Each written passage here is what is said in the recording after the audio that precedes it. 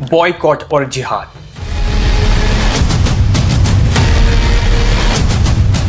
जब से भारत के नफरती चिंटुओं ने ये दो शब्द सुने हैं, तब से किसी नशे की तरह वो इसे ओवर यूज और अब्यूज कर रहे हैं। और हर नशेड़ी की तरह ये सिर्फ उसकी पर्सनल प्रॉब्लम्स नहीं है, बल्कि सोसाइटी की प्रॉब्लम बन गई है। एक रिपोर्टर साहब तो अपने शो में पूरा चार्ट ले आए थे कि कितने तरह के जिहाद होते हैं। कायदे से होनी तो उस पर FIR चाहिए थी, लेकिन आजकल 15 करोड़ की मोटी सैलरी के साथ वो दूरदर्शन और जो एक पब्लिक फंडेड चैनल है वहां काम कर रहे हैं। उन्हें किसी ने बताया नहीं होगा कि जिस टैक्स से उनकी सैलरी आती है उसमें मुस्लिम टैक्स पेयर्स का पैसा भी शामिल है। अब इस सैलरी जिहाद को वो कैसे जस्टिफाई करेंगे?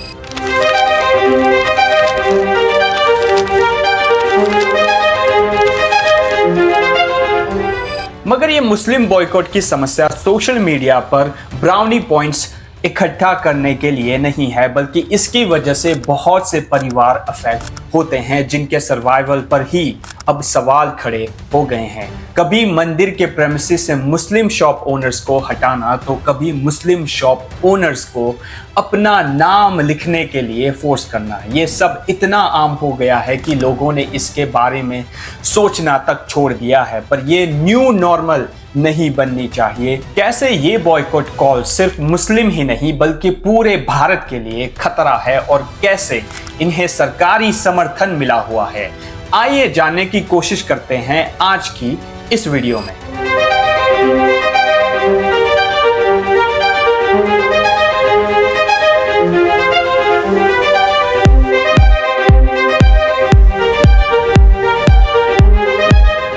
अगर आप मुस्लिम नहीं हैं तो मुस्लिम्स के बारे में जो हेटफुल बातें होती है उसके लिए आपको ये वीडियो देखने की या फिर कोई न्यूज़पेपर उठाने की ज़रूरत नहीं है। ज़रा एक बार बस अपने फैमिली व्हाट्सएप ग्रुप को खोल कर देखिए।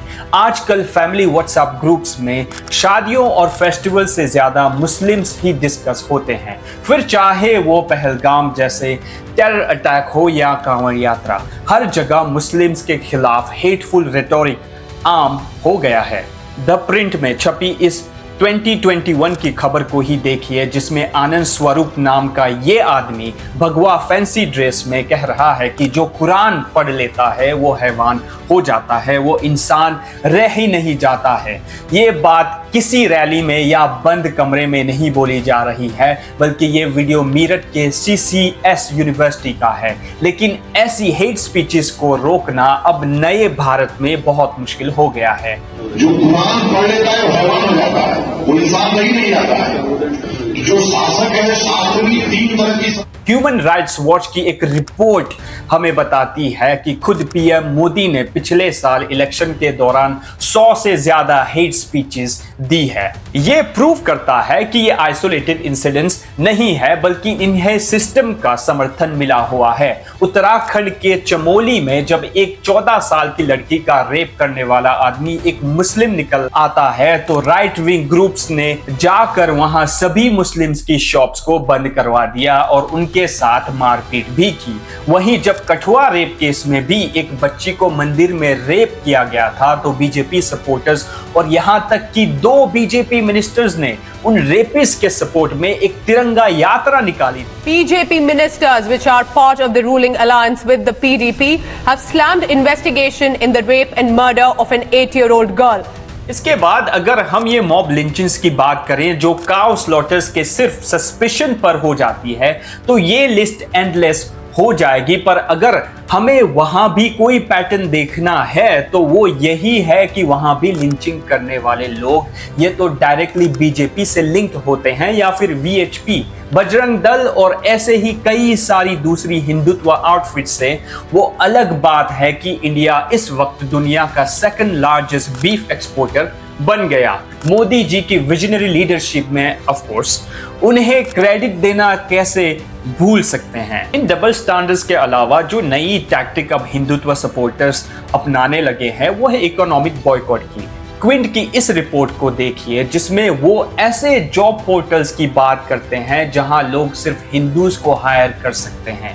ये ट्रेंड नया नहीं है। व्हाट्सएप पर आपको कई मैसेजेस सर्कुलेट होते हुए मिल जाएंगे जहां पर ये कहा जाता है कि मुस्लिम टेक्नीशियंस या हाउस हेल्प्स को अवॉइड किया जाए। लोग ओपनली मुस्लिम डिलीवरी पार्टनर्स से डिलीवरी लेने से मना कर देते हैं। ये कॉन्स्टिट्यूशन का क्लियर वायलेशन है, पर उसने इन्हें कब रोका है?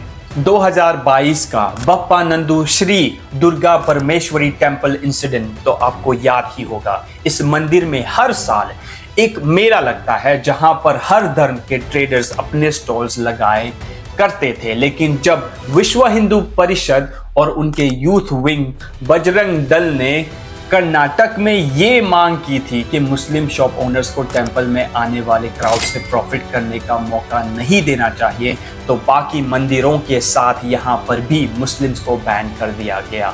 मज़ेदार बात तो ये है कि 800 साल पहले इस मंदिर को केरला के एक मुस्लिम ट्रेडर बप्पा बेरी ही ने बनवाया था, जब उनके सपने में एक देवी आई थी। कर्नाटका के बाद हरियाणा भी इस इकोनॉमिक बॉयकॉट की आग में झुलसा। न्यू वायलेंस के बाद जहां एक शोभा यात्रा के दौरान कम्युनल क्लैशेस हुए थे, वहां न सिर्फ मुस्लिम्स के घरों और दुकानों को टारगेट किया गया, बल्कि ओपनली ये डिमांड की गई थी कि उनके साथ कोई भी लेन देन ना की जाए। लोकल मार्केट्स में पोस्टर्स चिपकाए गए जिसमें लिखा था मुस्लिम्स दुकान से ना खरीदे। इस बॉयकॉट कॉल ने ना सिर्फ लोगों का धंधा तबाह किया, बल्कि उस एरियाज के सामाजिक संतुलन को भी बिगाड़ दिया। इसकी तो कोई पता ही नहीं है किस लिए तोड़ी गई है। हमारी कोई अवैध तो है नहीं, हमारी अपनी दुकान है, अपनी वो है जी जगह। ये कोई किसी का कोई है तो नहीं। 12 साल से मैं दुकान कर रहा हूँ जी यहाँ पर। मीरा रोड के एक और हाल का एग्जाम्पल ले लीजिए, जहां काजल हिंदुस्तानी नाम की एक राइट विंग एक्टिविस्ट ने ओपनली पब्लिक गैदरिंग में खड़े होकर मुस्लिम्स के खिलाफ इकोनॉमिक बॉयकॉट की बात की।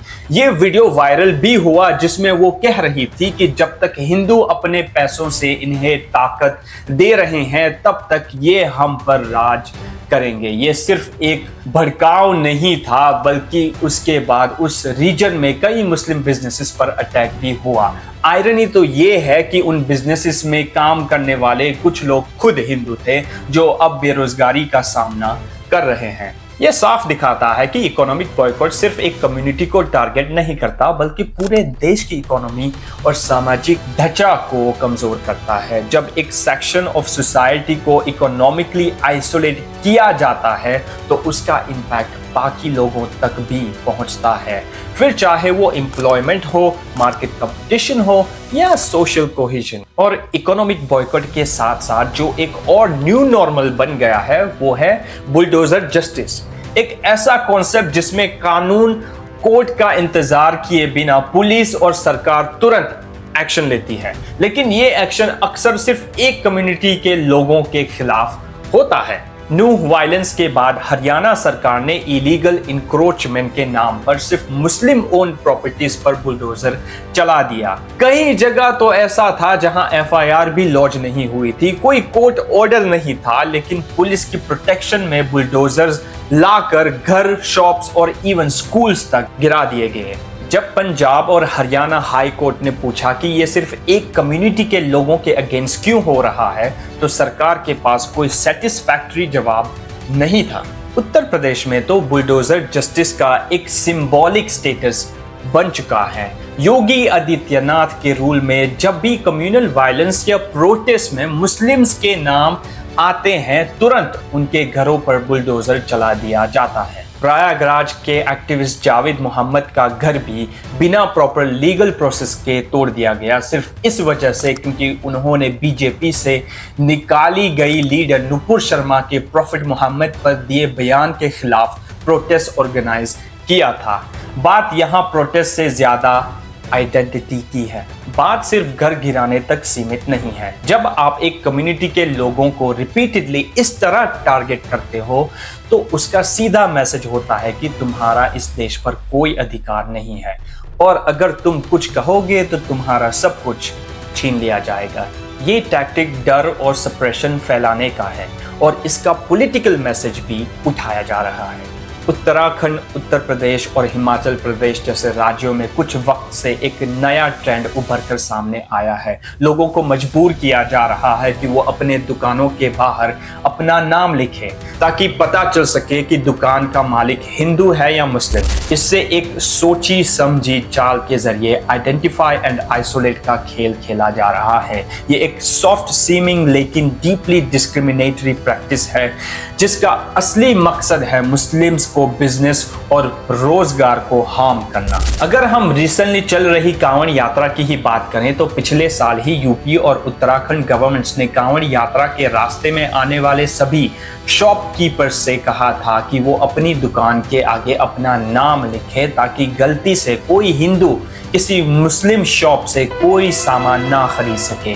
सुप्रीम कोर्ट ने इंटरवीन करते हुए इस फैसले पर रोक लगा दी थी, लेकिन ग्राउंड पर अभी भी इस ऑर्डर को इन्फोर्स किया जा रहा है। अगर सरकार ऐसा नहीं करती है तो उनसे एसोसिएटेड लोग जाकर उन्हें धमकाने लगते हैं। इन लोगों का आर्ग्यूमेंट ये रहता है कि लोग प्रॉपर हाइजीन मेंटेन करने के लिए ऐसा कर रहे हैं, यानी वो इनडायरेक्टली मुस्लिम्स को डर्टी कह रहे हैं। हिंदुत्व ब्रिगेड का थूक जिहाद का कॉन्सेप्ट भी इसी का हिस्सा है, जिसमें ये क्लेम किया जाता है कि हिंदूज को मुस्लिम से खाने का सामान नहीं खरीदना चाहिए क्योंकि वो लोग उसमें जानबूझकर थूक देते हैं। इसके अलावा नवरात्रि हो या सावन का महीना, अलग अलग स्टेट्स में ये हिंदुत्व ग्रुप्स फेस्टिवल्स के मौके पर जाकर मुस्लिम शॉपकीपर्स को हैरास करते हुए और मीट बेचने पर जबरदस्ती उनकी शॉप्स बंद करवा देते हैं। ये सब हिस्ट्री में पहली बार नहीं हो रहा है, बल्कि नाज़ी जर्मनी में भी हम ये पैटर्न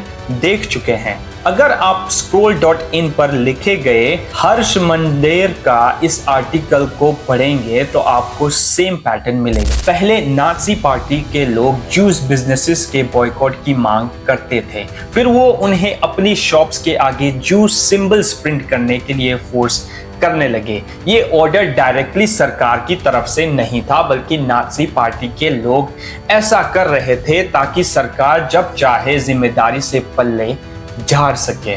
आज के इंडिया में भी हम इसी पैटर्न को रिपीट होते हुए देख रहे हैं, जहां स्टेट गवर्नमेंट जानती है कि ऑफिशियल ऑर्डर्स को तो कोर्ट स्ट्रक डाउन कर देगी, लेकिन इन हिंदुत्व ग्रुप्स के जरिए वो अपनी पॉलिसी इंप्लीमेंट कर सकते हैं।